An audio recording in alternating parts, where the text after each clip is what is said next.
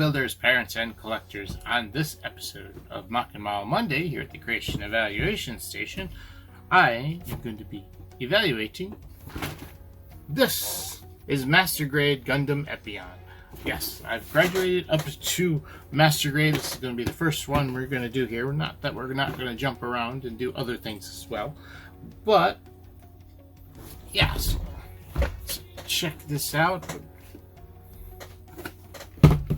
Before I get into it any further, let me just let new viewers know that I do in-depth reviews of models and construction kits, both new and old. Mostly Lego, but other products as well, in case of Bandai here. And I also do reviews and discussions of other creative works, such as movies, video games, and animation. Because they are in-depth reviews, they can be on the long side, so make sure you're checking out timestamps down here embedded in the red line or down in the description to jump around to your favorite part or to use as bookmarks to come back to at a later date. Let's take a closer look at that box. It's very glossy. Got a really nice artwork there for the Epyon. And looking at the side, we got all the different modes it can be in, and get a look at different sides. And the top and the bottom, which is pretty much the same, it's got a close-up of the head there. And then we got the other side that's got a lot more information. And also the bottom here, it's got same as the top, except a little information they added for selling in the US here. Which it is in the US, that's why it's strapped down here. You can't see the straps, they're there. Now, getting down to its details, it is Master Grade Gundam Epyon. Its designation is OZ-13MS, and it's from the Gundam Wing Endless Waltz. I think it was a movie, or it might have been a mini-series, I'm not quite sure. But anyways, it's for ages 15 and up, and was released in August of 2022, and I just dropped it on the floor. So this is gonna be a big one. It's not too thick, but the box is definitely big, so there's gonna be a lot of pieces in it. So let's go open her up and check it out. There we go, now it's right side up. Snip, snip, and poof, open. Sesame. Pop. Alright, let's see what we got here. Ooh. Got quite a few. Well, no, those are decals. The actual sticker sheet's the small one here. Oh, those are water decals. Looks like there's almost two in there. There's one bag with the multicolored runners. This one's got one runner as well with some kind of wire. This one's got two runners. It's got two runners. Looks like they put two in each one. Another two runners. One runner plus a couple smaller runners there. We got two runners here. One's got the big special effects parts, and the last one with another two runners in it. And that leads us with the instruction booklet, and it is a booklet. It's not an open up. It's got staples in it and everything. That's kind of interesting. I think that's the same artwork as the cover, except it's got a white background. You can see it a little bit better with that. Pretty cool. Alright, what do we got here?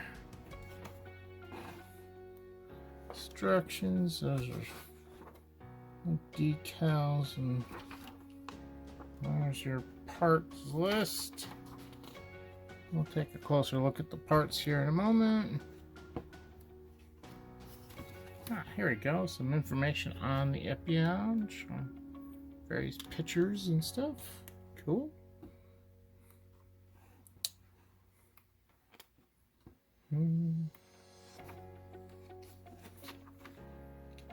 accessories, transforming it, paint guide.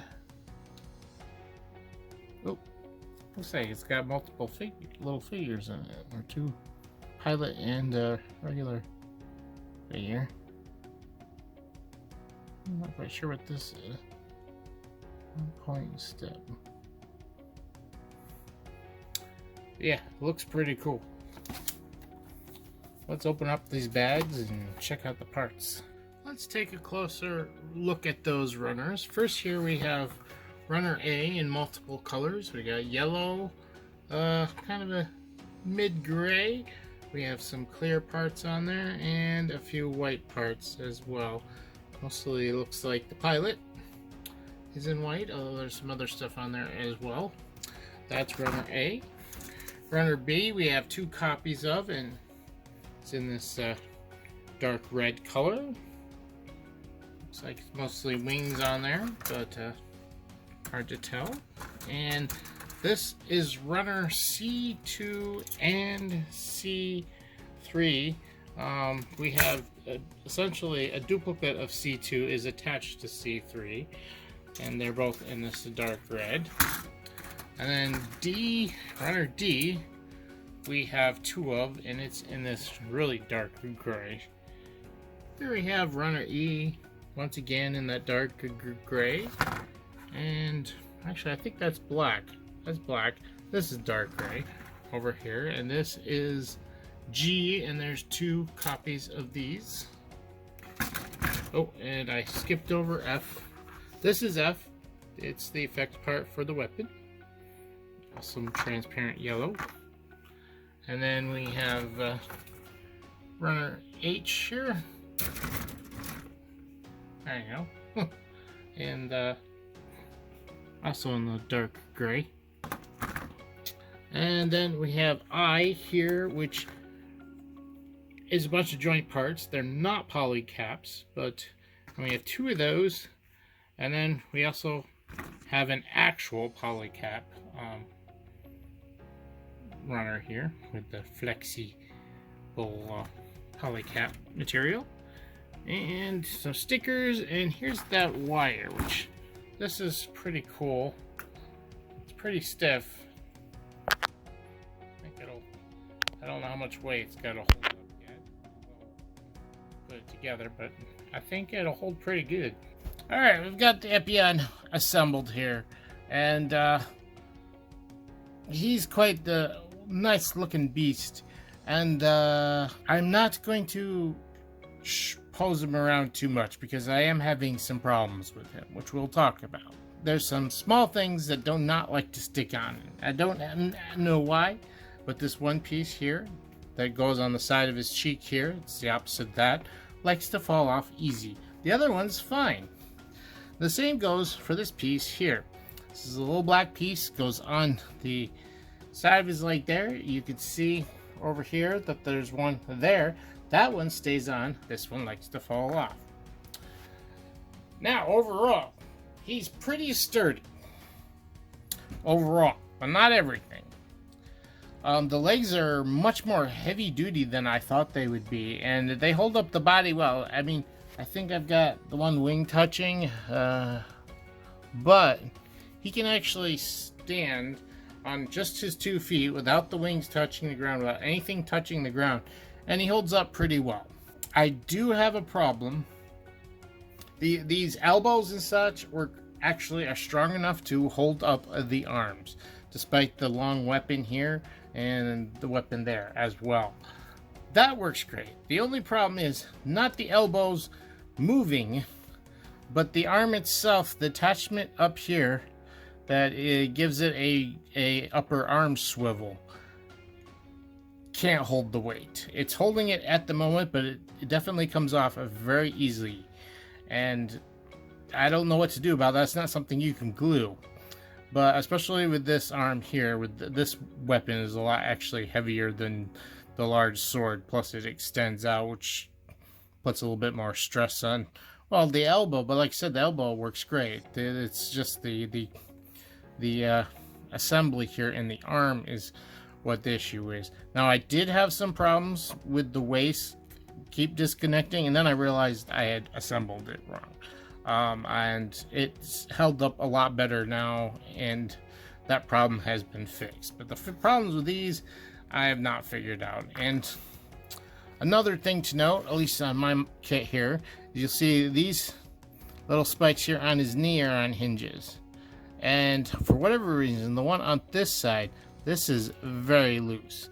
And I disassembled it, reassembled it a couple times. I don't know what I did. Maybe I trimmed a little too much material off or something. But this is also very loose. You push this one up, it pushes into it, so it holds it into place, so you don't have to worry too much about it flopping around when you're posing. But it is loose. This guy does transform, and I'm not sure I'm going to show its transformation in this video. I've been the arm there is kind of frustrating me, and I don't want to fiddle around with it too much. But we are going to get some comparisons. I have a very interesting thing to compare this with. Oh, and I do want to show you the wings, which maybe the backpack will fall off. I have had the backpack come off a little bit, and I don't think you need to take it off for the transformation, so it's something you might want to like permanently glue on. I mean, it stays on pretty good, but if you get messing around with things too much, it does come off. But with these wings, which are very posable, as you can see here, they open up, and this is really cool how they do that. You pull it out, and all these open up, and you can reverse it back like that. Both wings do that. As I said, he's really sturdy despite those big wings, and you would think would make him top heavy. Balances really well. You can even pose the wings. The wings have multiple joints as well, but you can put his wings way up high like this, even though it doesn't usually use them like that. And if you have to take it, balance it a little bit more, because it changes its weight, but it can hold them up, which I'm surprised. Changes its center of gravity. That's the word I was looking for. Yeah, he's pretty cool with that sword. Alright, so here we have him standing next to the Grandpappy, and this is a 1/44 scale. So this gives you an idea about scaling between the two different grades and sizes. That being said, over here we got something really interesting. This is a 1/100th scale high grade, and this came out way back in the late 90s when Gundam Wing first came out and was a big thing. And you could see, even though these are in the same scale, there's quite a bit of difference between their proportions, especially their heads, their wings, and stuff like that. Besides that, there's a lot else going on between the two of them. This is definitely the far superior one, but this is not terrible, I would say. The joints on this guy are much more stiffer than what you're going to get here with the legs and the arms and stuff.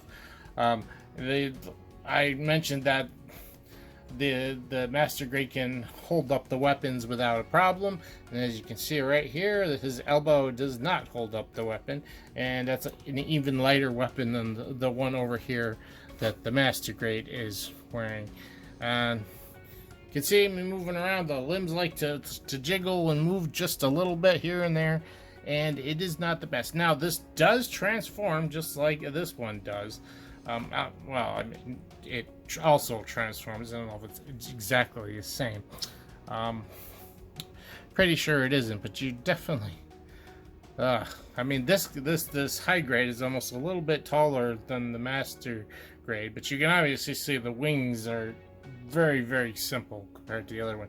Now, this one is normal Gundam Wing, while this is Endless Waltz, but I don't believe there's much difference with the Epyon between the two. I could be wrong, and you can let me know down in the comments about that. I am definitely not a Gundam expert. You can see there's a lot of stickers here on the front here. I didn't get them on perfectly. That's one reason why you can definitely tell. While this is mostly this is color separation. All color separation, including the wings. This thing could use a bit of paint, which would help bring out some of the more details that are in there, but those wings are so so much smaller than the ones here, and so less significant. I don't know if that's quite the word I'm looking for, but yeah, that's quite a bit of a difference. This is posable just like this is, but does not have the complication or the part separation or anything that the other one has. Which, oh, I didn't show that. Okay, yes, this, I don't mind moving this too much, but each one of these is its own joint, but you notice it's stiff right now. That's because you need to pull them apart, and then they will flex. So you can keep them stiff if you want to, or you can leash them and make them much more posable, and giving you the same like curl that this guy has over here with it. I just like to keep it stiff so it's not flopping around too much, although these joints are pretty tight and don't really flop around. But I thought this would be interesting. This is I put together a long time ago. Like I said, this is my first master grade, who's getting slowly lopsided. But I have put together something similar in size, a 1/100, which is, it was cool at the time, but I'm definitely more impressed with this. Although, one thing that this does have, it does have vacuumized plastic here for all the yellow parts, which are not yellow, they're actually gold on here. Something would have been nicer to see on this. His V-fin does like to fall off, though. Let's give this big boy a final evaluation. First, a short evaluation, I should say. But my final thoughts first. As my first master grade, this was definitely interesting. You can see where it's much more color accurate, much more detailed, and very dense looking model, even though it may not even look like it here at the surface once you have it all assembled. But you know what goes into like the legs and some of the body. It's quite an interesting thing. And this is slightly older one. When did they come out? Not too old. 22 last year. So yeah, it's definitely an advanced, pretty advanced Gundam. I do have some problems with it. Like, there's a couple fiddly pieces that don't want to stay on. A little bit of glue would help those out. There's the arm here that is not strong enough. The connection between the lower arm and actual shoulder likes to plop out because of the weight of this arm. The hinge itself is great. It will hold its shape. In fact, what I did, and it can hold it, is if you take stress off of that connection there, just simply lift up the arm so it's getting more weight on the shoulder and the elbow than it is right there at the almost about where a bicep would be, top of the bicep. You can't glue it or you won't be able to move it. You'll lose the joint, but you're kind of losing posability anyways. So that would be my only problem with this kit, I would say, is it needs to have different designed arm connector there to hold up the weight of, I mean, this arm isn't quite as heavy because this weapon isn't quite as heavy, but you know, you could do something different, I suppose, with both, because you'd want, well, when you put the model together, you're pretty much building both sides at the same time. They're duplicate pieces until you get towards the very end, and then you have mirror images and stuff like that. The weapon, you want this weapon because it's a cool weapon. And the sword's awesome as well. So getting down to the final eval, now I don't break it down too much, although I do have my talking points here. overall, this thing looks absolutely amazing. Like you said, the color separation's really great, and you compare it to that old high grade, although it was a high grade. Well, I imagine a high grade today would look better. This thing looks amazing. Now, the high grade did have some metallic gold pieces on it that would, if this had them, would make this look even prettier. But overall, the detail on this is so much better, especially the wings, and the motion in the wings and everything else looks really good. And yeah, I mean, as far as function, this is very posable. It can pull off a lot of poses. I don't have like a stand ready to go with these.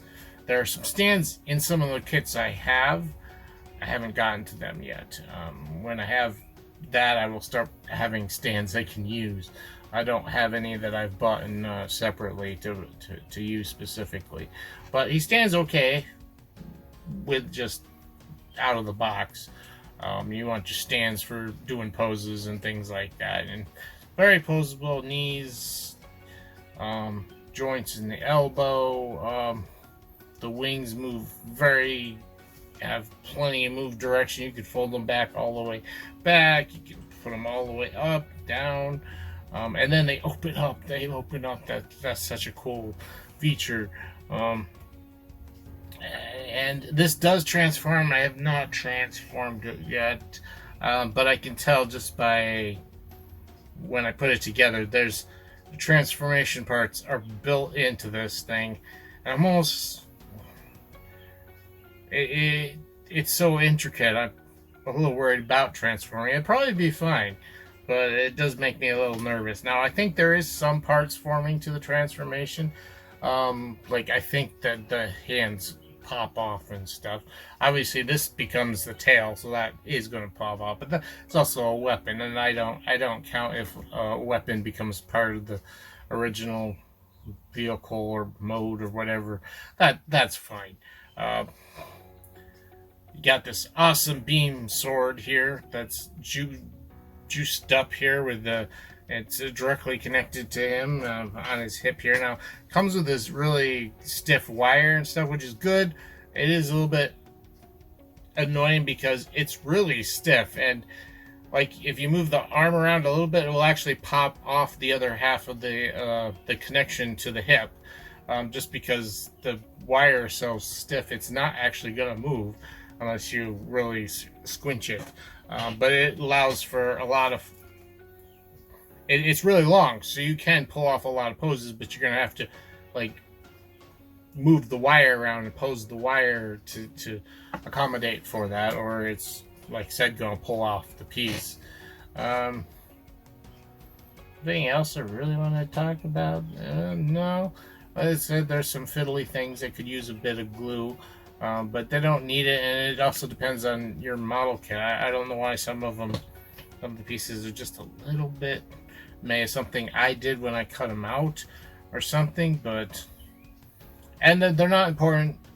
Well, I mean, they make it look good, but they're not important that they need to move or anything, so you could use a little bit of glue to fix them up. Yeah, it's not too complicated of a build, even though it's a master grade. I could see I mean, it's for ages 15 and up, so you don't want kids to do it either, but I could see a first-time builder, an older first-time builder, being able to put this together. Maybe they need a quick rundown, like make sure you clean up the nubs and stuff so things fit properly. But there's nothing too complicated here that I don't think a first-time builder could build this. It's very possible. Now, the overall design. Now, I've already talked about some of the intricacies of these, and yes, this is designed very well. Besides the color separation, there's also some really great design in how things work. I mean, the wings that open up, you have this flexible tail that is adjustable, so you can have it rigid or you can have it flexible. And then the inner workings in this, that some of it goes to the transformation, some of it's just to build the hinges stronger and stuff. It's really, really nice. Like I said, the worst problem is probably those upper arm pieces that is kind of a typical way that they usually do the arms, and feel like they maybe should have tried something different with that.